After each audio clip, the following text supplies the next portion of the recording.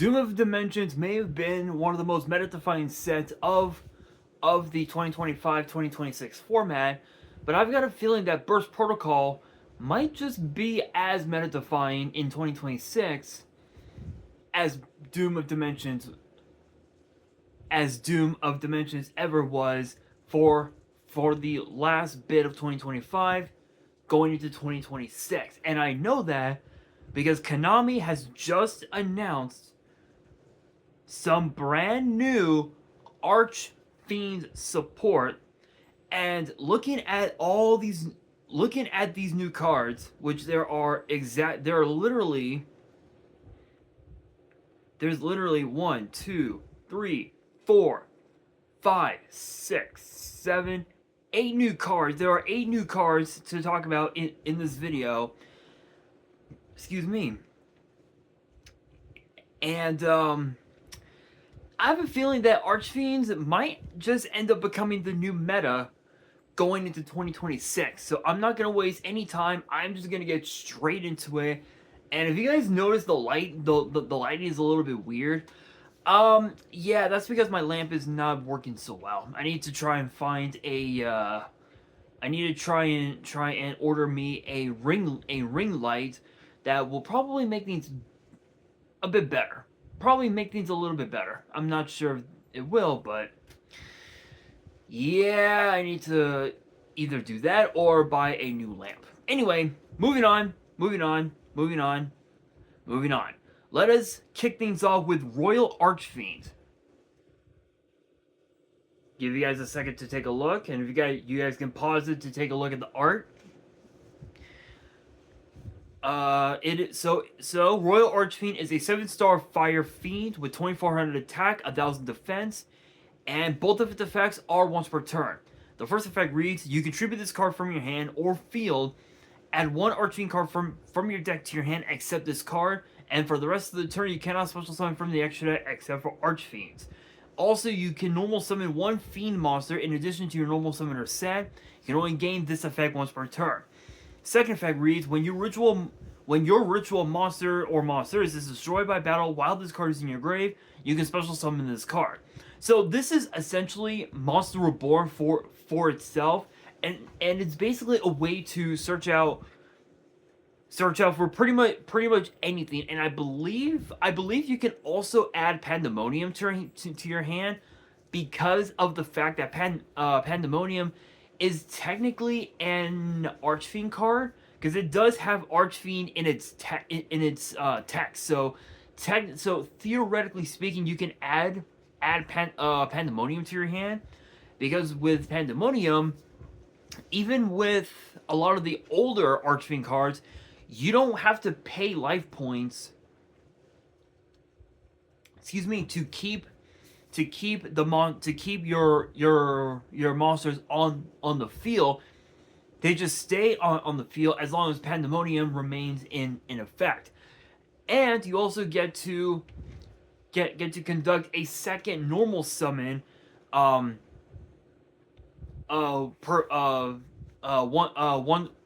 per turn. So that's actually pretty cool. It's basically Rhoda, double summon, Monster Reborn rolled up into a 7-star body, which is not too bad. Perfect. Really good for going into some rank 7 plays, maybe potentially rank climb into a potential rank 8 maybe. So that's actually not too bad. Next up we've got Duke Archfiend, which actually looks pretty cool. He kind of looks like something out of the anime the Misfit of the Demon King Academy, or so. Actually, a little similar. Actually, it's kind of cool. 4-star Water Fiend, 0 attack, 2k defense. The second and third effects are both once per turn. First effect reads: gains attack equal to its level times 200. Second effect reads: you can target a face-up monster you control, send an Archfiend monster from your deck to the grave except this card. If you do, it increase its level by the sent monster. Okay, that effect alone not too bad. Not too bad at all. Third effect reads when your ritual monster is destroyed by battle while this card is in your grave, you can special this card. So I believe they all have the same effect. This next one, Highness Archfiend, has the same third effect where you're able to special summon itself from the grave whenever your Archfiend whenever your ritual monster is destroyed by battle and sent to the grave. So that's actually pretty cool. But Duke though, being able to give this card literally just a measly 800 attack, not too bad. But the funny thing is that you can actually target itself to send any other Archfiend card monster to your graveyard from the deck, and it literally its level goes up by that much. So because the Duke's level is 4, you could literally send Royal Archfiend to the grave, and its level would become 11, and you automatically have a literally over a damn near over 3k body.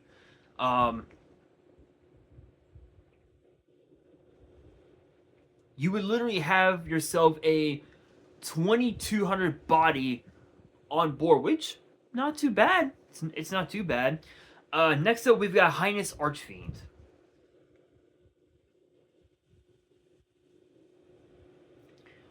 which is a 3-star light fiend with 1000 attack, 800 defense. Both of its effects are once per turn. The second effect, I've already talked about it. No need to bring it up again. But the first effect, I will bring up, and it reads as follows: if this card is normal summoned, you can banish one Archfiend card from your grave. Add 2 Archfiend cards from your deck to your hand, except this card. Also, you cannot special summon from the extract for the rest of the turn except for Archfiends. So this is literally double Rhoda at the cost of banishing at the cost of banishing one Archfiend card from your grave, which I believe that would consider being a cost, which is pretty nasty, because if you banish the right Archfiend card, when that card gets banished, theoretically you could special summon it from your banish pile, and you're pretty much just off to the races from there. So that's actually pretty crazy. Next up, we've got Doom Emperor Archfiend, and oh my god, that looks badass. The artwork looks hella badass. Absolutely crazy, guys. Absolutely crazy. 7-star Fire Fiend Ritual Pendulum. Try saying that 5 times fast. 2500 attack, 1200 defense. The pen scale is 0. The pen effect is a once per turn, and all 3 of its monster, and the first and third of its monster effects are once per turn as well. The pen effect reads you can target one of the face of spell trap on the field, destroy it and this card. I mean, it's basically Twin Twister. Literally, that's all it is. It's literally Twin Twister. Plain simple. You can let's see here. Monster effect. You can ritual summon this card with Throne of Archfiends, which I believe should be the next card. Yeah, that's the next card to talk about. Let's see here. Must be ritual summon. First effect reads if this card is ritual summoned from the extra deck, you can banish all monsters on the field except those in the extra monster zone. Second effect reads unaffected by other monsters' effects while in the extra monster zone. Third effect reads if this card is in the extra monster zone, you can special summon one fiend monster from your hand, deck, grave, or banishment. Exactly what I meant. Literally, with Highness Archfiend, you banish one Archfiend card one Archfiend monster from your grave. Doom Emperor's effect would literally trigger, and you get to special summon it from your from your from your banish pile. The funny thing, and this was something that I noticed as well, because I just pulled it in yesterday's video. Which, if you guys have not seen yesterday's video, I recommend you guys watch, because yesterday's video was pretty interesting to say the very least. There's a spell card that I pulled. Here it is right here, Pendulum Treasure. This was one of the super rares that I pulled in my Dawn of Majesty box from yesterday, and the effect reads: add one pendulum monster from your deck to your extra deck, face up. Literally, this card can be used in fucking Archfiends. Think about that. Fucking Archfiends, this card is going to be, it can be used. Sorry guys, I had to adjust my tripod down by a hair. But anyway, Pendulum Treasure literally puts your pen monsters to your extra deck face up. Literally, that card, Doom Emperor Archfiend, is the ultimate game changer. Because you are literally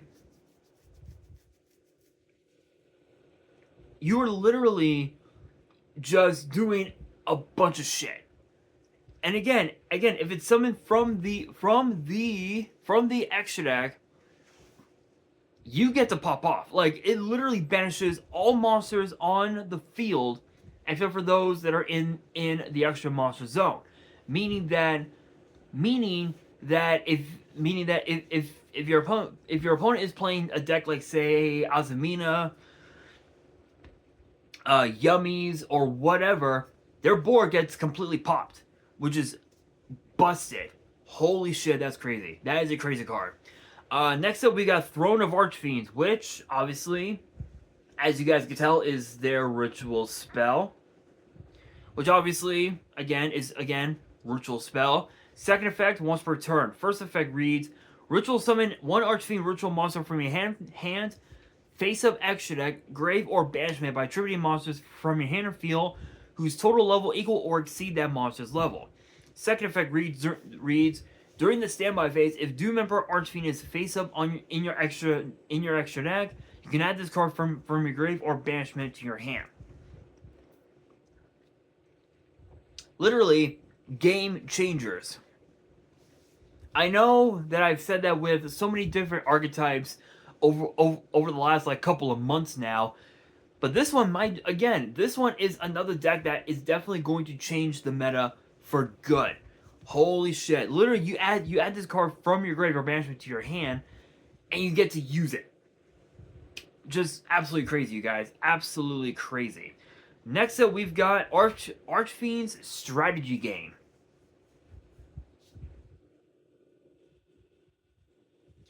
Which is their field spell. This is actually the second field spell for Archfiends. The first one was Pandemonium. This is the second, so that's pretty cool. Second effect is once per turn. First effect reads: Fiend monsters in the extra monster zone gain 1,000 attack. Second effect reads: you can activate one of these effects. Banish one Fiend monster or Archfiend card from your hand or grave. Add one Archfiend card from your deck to your hand, except a field spell. Add one Archfiend Pendulum monster from your deck to your extra deck face up. So this is this effect is basically Pendulum Treasure. So I would say 2 copies of Strategy Game and 2 copies of Pendulum Treasure is definitely the way to go, because you literally would have 4 ways. You would literally have 4 ways to take Doom Emperor Archfiend and put it into your extra deck face up, which is absolutely wild, absolutely crazy. Enough said. I mean, it's literally a field spell. This is literally a field spell at its finest. Enough said. Next up, we've got Archfiend's Jest. And it kind of looks like a chibi art. If you really look at it, it kind of looks like a chibi art, which is pretty funny.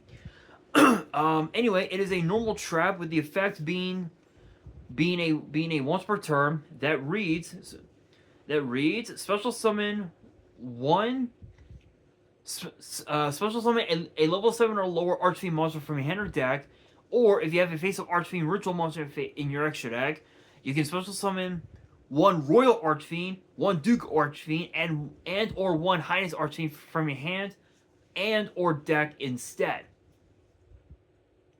Literally, you get to summon all three to your board, which can enable multiple ways to just pop off. Enough said. It literally is a multi-summon in one card. Enough said. Now for the final card of the video. It is known as Archfiend's Vigor. Archfiend's Vigor? Yeah. Archfiend's Vigor.